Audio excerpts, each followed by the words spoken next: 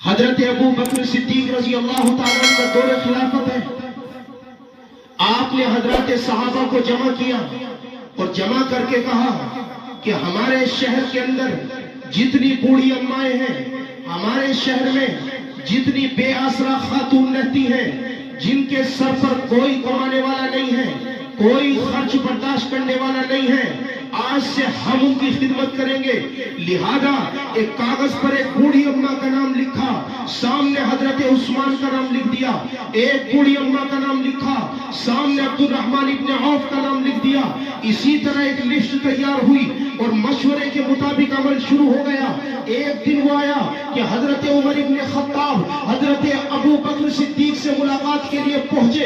حضرت ابو بکر کو نہ ملے، لیکن وہ لسٹ ملی جس میں ایک طرف بوڑھی اماں کے نام ہیں، بیوہ عورتوں کے نام ہیں، بے آسرا خاتونوں کے نام ہیں، اور ان کے سامنے دیکھا، کسی کے سامنے کسی کے سامنے حضرت عثمان کا نام، کسی کے سامنے عبد الرحمن ابن عوف کا نام. یہ کون سے صحابہ؟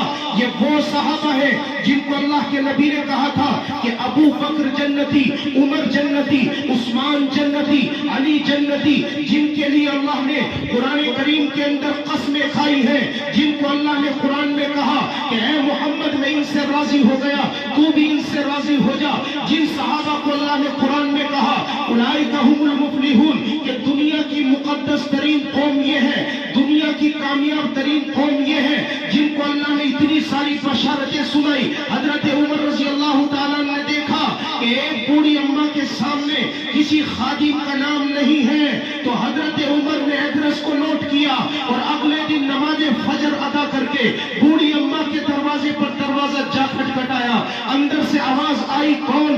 تو بتایا خطاب کا بیٹا عمر ہے، آپ کی خدمت کے لیے آیا ہے.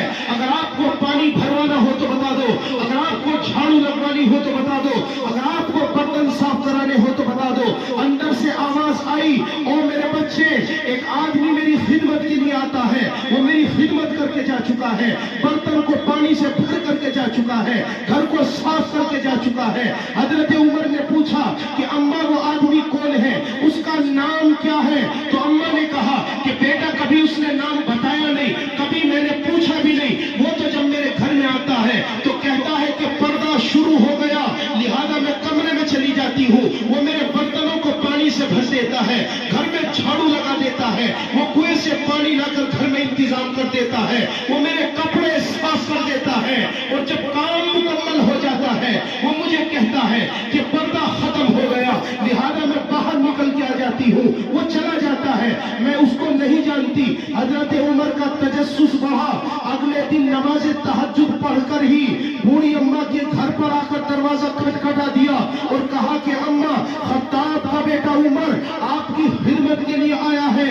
آپ تصور کر سکتے ہیں کہ کوئی مکھیہ منتری کسی کی خدمت کرے، الیکشن کے موقع پر تو ہو سکتا ہے لیکن سال کے سال نہیں ہو سکتا. لیکن یہ عمر ابن خطاب ہے، بوڑھی اماں سے کہہ رہے ہیں کہ اماں آپ کی خدمت کرانی ہو تو بتا دو. کہا کہ بیٹا کوئی خدمت کے لیے آیا تھا، وہ خدمت کر کے جا چکا ہے. حضرت عمر رضی اللہ تعالیٰ تیسری رات عشاء کی نماز پڑھی اور اپنے گھر نہیں گئے بلکہ بوڑھی اماں کے گھر کے برابر میں وہیں تجسس میں بیٹھ گئے، چھپ کر کے بیٹھ گئے. جب رات اندھیری ہو گئی اور پورے مدینے کے اندر سناٹا چھا گیا، سب لوگ نیند کی آغوش میں چلے گئے، تو حضرت عمر نے دیکھا کہ ایک آدمی ہے جو اس بوڑھی اماں کے گھر کی طرف پڑھ رہا ہے، اس بوڑھی اماں کے دروازے کی طرف جا رہا ہے. حضرت عمر نے جا کر پیچھے سے کاندھے پر ہاتھ لگایا اور پوچھا، من انتا، تم کون ہو؟